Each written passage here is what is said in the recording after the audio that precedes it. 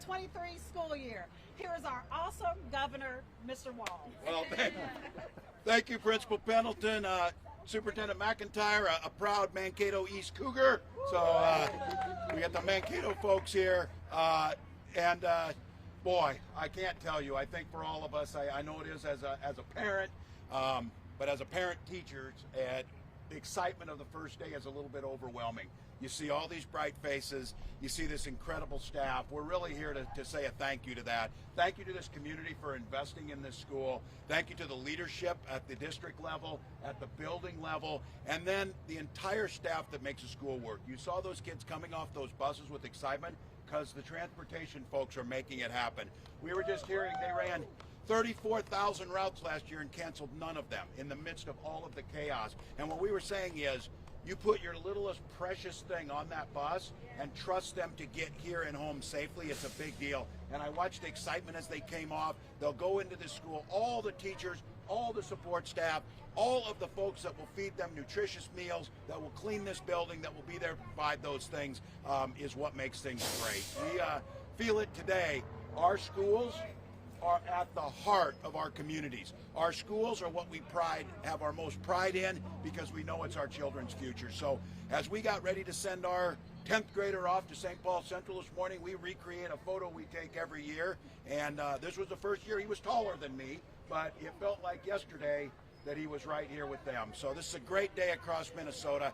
It's a great day to say thank you to our teachers, to our educators, to our support staff, to our principals. And then I'm going to give a shout out to the hardest elective job in America, school boards. So, school board presidents. That is the work that makes sure that the local community's voice is heard and that this building reflects their values. With that, I'm just proud to introduce my teacher partner and my partner in trying to get that 10th grader off to school, my wife, Gwen. So. Good morning. Thanks for being here, and thanks for being part of the first day of school. This is about all those students who are coming here to this school, all excited about learning. Did you see the number of new shoes or favorite t-shirts or lunch bags or backpacks? Like, we are ready to learn in Minnesota, and we are ready to be back in school, and the hard work that goes into getting all this ready, the staff, the administration, like Tim said, all of those people. It is a big congratulatory day, and you all get to be a part of it. We all get to be a part of it. That is the favorite thing, right? To have these kids coming in and to be excited about what's going to happen. And I'll tell you, the first day of school is exciting, but so is the second, and so is the 100th, and every single day. And in Minnesota Public Schools, we bring it every day. And I hope you see that, all of you. And this is work that doesn't just begin today, even though the students come. There have been people getting ready for a long time. Now, it looked a little bit different for our son in 10th grade this morning, but he did say to me, Mom, I do want to get new tennis shoes for school. And for him, that is still a big deal because it marks a beginning. So this is our new year. This is our beginning. And we think about that with all the possibility that every single child in this state brings to us. And it is an awesome responsibility. My only regret is today I'm not going into that school to have my own classroom, but that's another year, maybe still to come, because I am, there's no better promise than the first day of school, and I'm grateful to all Minnesotans who make and keep that promise of this state in a way that's spectacular. And so thank you to everyone who encourages that and does that and recognize that generation after generation after generation, and we do better every single year. I know we will. With that, I'd like to introduce our great Lieutenant Governor who sent a student to school, Shaban, to school today too. So, LG. Thank you, First Lady. Well, good morning, everybody. Happy first day of school. Today came real early for our family. I'll just say that. But we got a fourth grader out the door who was welcomed to school with her principal, her teachers, with bubbles and fanfare, much like we saw here today at Zanewood Community School. And thank you so much for welcoming us. These kids are ready. I had a conversation with Lucky, who's super excited to do jumping jacks to get big and strong. Andrea, who is ready for math, and Atil, who is ready for lots of music this year. So we have engaged learners, and they deserve to be able to dream, to reach their full potential, and that is what we do every single day in Minnesota in our public schools. So I just want to extend my thanks and gratitude to everybody who is supporting our students, our learners, our families, especially the families of kindergartners who feel extra anxious today as they're sending their little ones off. But it's a really special thing that we are able to do in supporting our public schools. And so it is never lost on us the massive responsibility that we have to our little ones. The governor and I have made it very clear that making Minnesota the best place to raise a child is our agenda. Having strong public schools that are funded is a really important part of that. So our promise to you is that we will keep fighting to fully fund our schools. We will keep fighting to make sure that we have universal meals so that no kid goes hungry when they walk into the doors of their school, no matter where they are in the state, and that we are fighting to make sure our kids have access to more mental health resources, because our children bring their whole selves with them, and we should celebrate and lift up our young people, their families, and the communities where they live every day. So thank you so much for being here. Happy first day of school. I love the first day of school, all the potential, new shoes, new crayons, we're ready to go. And with that, the person who helps to lift up all of our students across the state of Minnesota, our Commissioner Mueller. Thank you.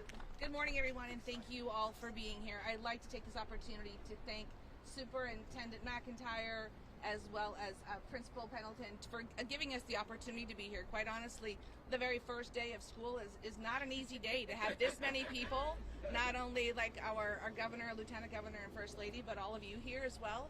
It's a big day for students and families, and it's a little overwhelming to have everyone here. So I just want to say thank you for giving us the opportunity to be here. I think part of the reason we love to come to schools, well, one, we love to go to schools every single day if possible, because inherently we are educators, and we know that the best place to be is in our classrooms with our kids and helping to support our school leaders and our educators in our classrooms. And the second thing is that it is a place of hope, and we know that every single day our families send their best and their brightest to us, and we appreciate their willingness to put their trust in what we do every single day. And what our staff does every day doesn't just start when they walk into the classroom.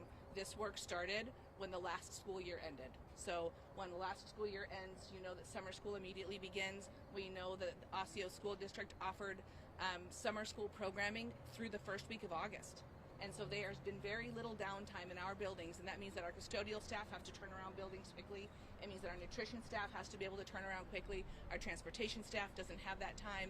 And so while people think that there are 3 months where there are very few things that are happening, it is completely untrue. What it means is that actually we are consistently supporting our schools, and what we've been able to see not only through the pandemic and what we knew about before we walked into that space, but where we are as we walk back into a more sense of normal, is that our schools are community buildings and spaces where our students and families and staff feel safe, where they are fed, where they have a high quality education based in academics, and we are supporting them and meeting them where they are now and moving them forward, and not only thinking about what they're learning and how they're learning, but also recognizing that because they don't come in pieces and because they don't come in parts, that the academics and the learning is a primary focus of school, but everything else we have to think about in addition to safety and nutrition and out of school programming are all things that our schools, our school leaders, and our educators and families are thinking about. So I want to thank our families for their partnerships, because when they walk in that door, when your students walk in, you are forming a partnership and a relationship between your student, your school, your classroom teacher, your school leader, and yourself. And that means that you have that many people who are focused on the well-being and the success of your student. And we are so excited to have you all here today, to have our students back. We know there were students in school last couple of weeks, but for the vast majority of our students, today is their first day, and we could not be more excited and we could not be more hopeful. So with that, I will hand it back to the governor. Thank you all. Thank you, Commissioner, First Lady, Lieutenant Governor, and my final thanks is to the parents and to the people of Minnesota. Thank you for sending, as you heard the Commissioner say, your best and brightest, your most precious thing.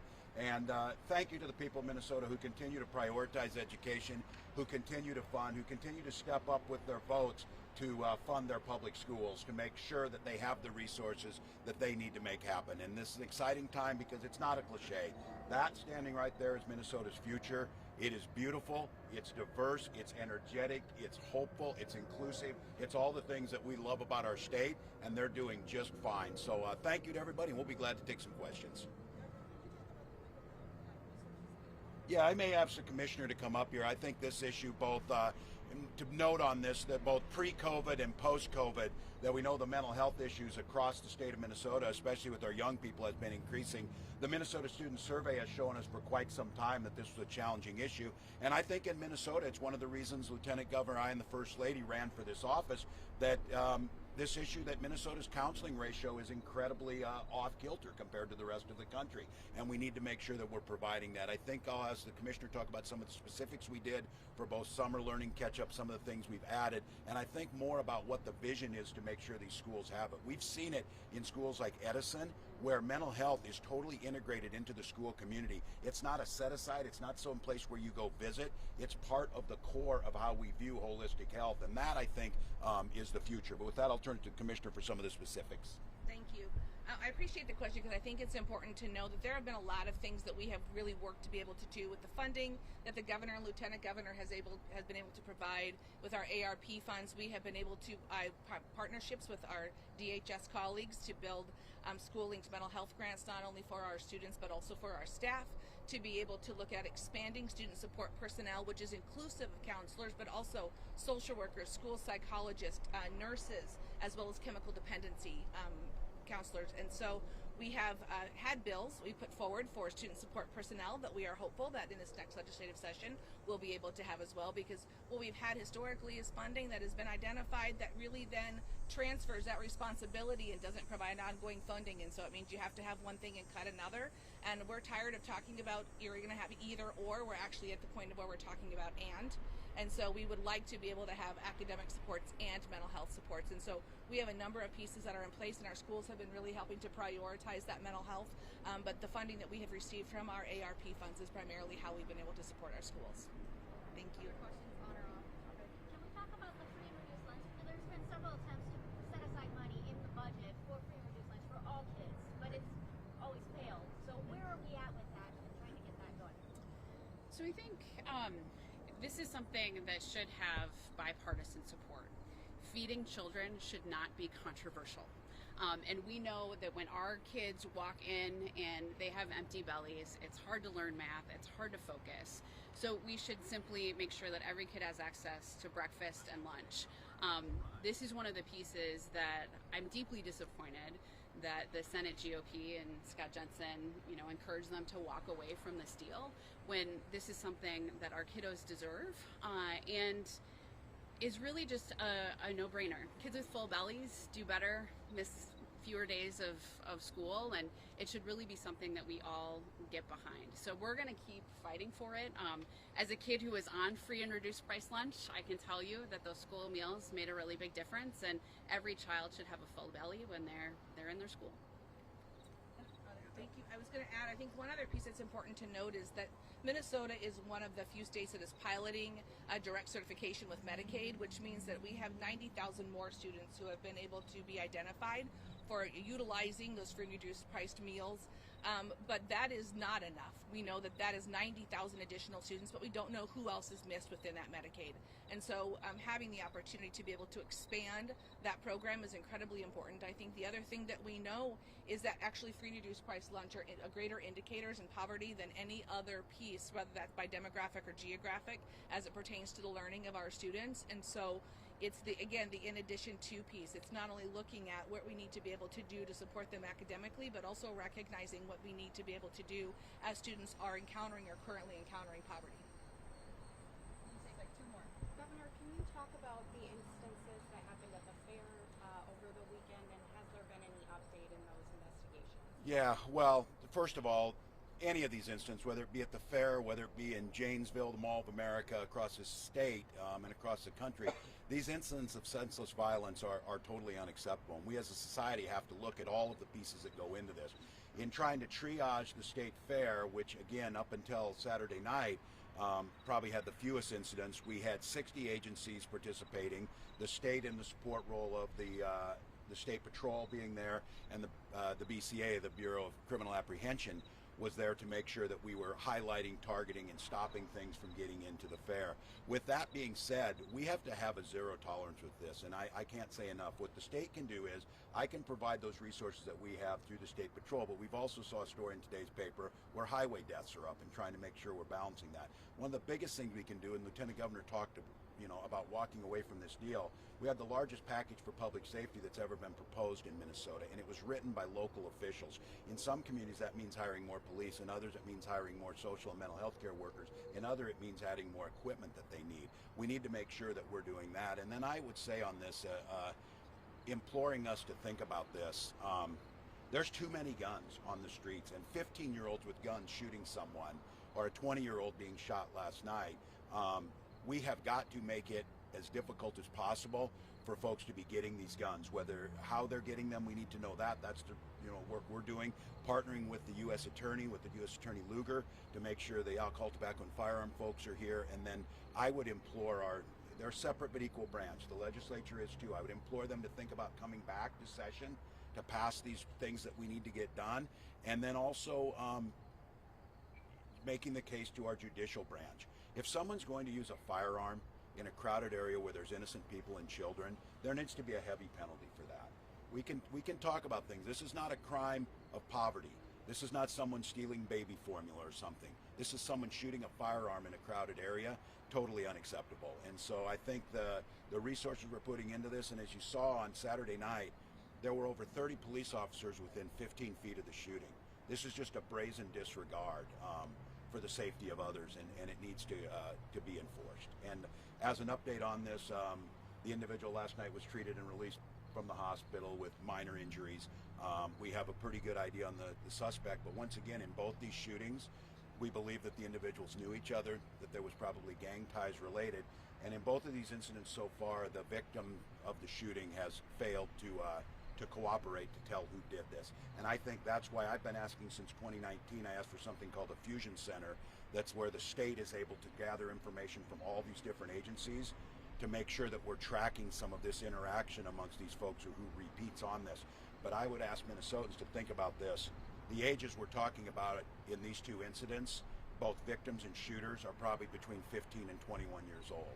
And that's going to mean triaging in the moment, but it's going to mean moving upstream to our schools, to our social services, to making sure that none of these little ones ever ends up in a situation as a victim or a perpetrator, because we're providing them all of the means necessary to make good choices and not be in that situation. One more. Governor, you ran on education largely Yep. in your first term. You're coming on to the end of your first 4 years. I mean, how do you look at sort of the schools and where they're at right now? Obviously with everything that happened during the pandemic. And Yeah. I guess how do you grade yourself? Yeah, a work in progress, I think. I think the pandemic certainly was there, and I wouldn't put the blame on the pandemic, and I wouldn't write off what the pandemic did to us. But I think it's important to note that as we talk about this, there's holistic issues that go into what are our students learning, what are they getting, how are they doing. And I think now more than ever, I think it brings us back to the point that all of us in this team ran on, that make education and make the state the best place in the country for children to live. And I think now, if anything, COVID and some of the incidents we're seeing has really highlighted that need to continue to invest in our schools, to continue to invest in those mental health counselors. And I'm going to make the pitch again that I think Minnesota needs to have, and our Due North plan goes into this, how we fund schools should not be predicated on property taxes and bond referendums, because we're picking winners and losers based on the wealth of the community rather than on the value of the children. And this is what the Minnesota Miracle was predicated on, that every community knew there would be a stable level of state funding, that we would not base it on that. And I think that move and putting the control back into these local school boards, which we've been seeing, will make a difference. So I would say that it's an incomplete at this point in time. There's more work to be done. We knew this was a generational type of change, but I remain more optimistic than ever. Our young people are choosing to go into education. I'm talking to third-year teachers and 29-year teachers that are here. This is what they do. This is the joy, but we owe it to them, and I've always said this. We owe it to them to provide them the resources so they can be successful. We need to, and I've made this case again, I want to attract the best and brightest. They're not in that room to get rich, but they didn't take an oath of poverty either. They don't need to be working 3 jobs, I hear many of our teachers doing, just to get by. Not because they want to work in the summer, but because they have to work during this. I have done events where I'm at where the person working and bussing the tables is a teacher. In Minnesota, we can do better than that. We can make sure that that compensation, that the schools are funded the way they need to be, and that the students have the resources, like at a school like this. Hear them talking about going into their exploration labs and things like that. That's the excitement around this. So we've got more work to do. We got more commitment to making this, and we'll get it done. That's all we have time for. Thank you all. Happy first day of school.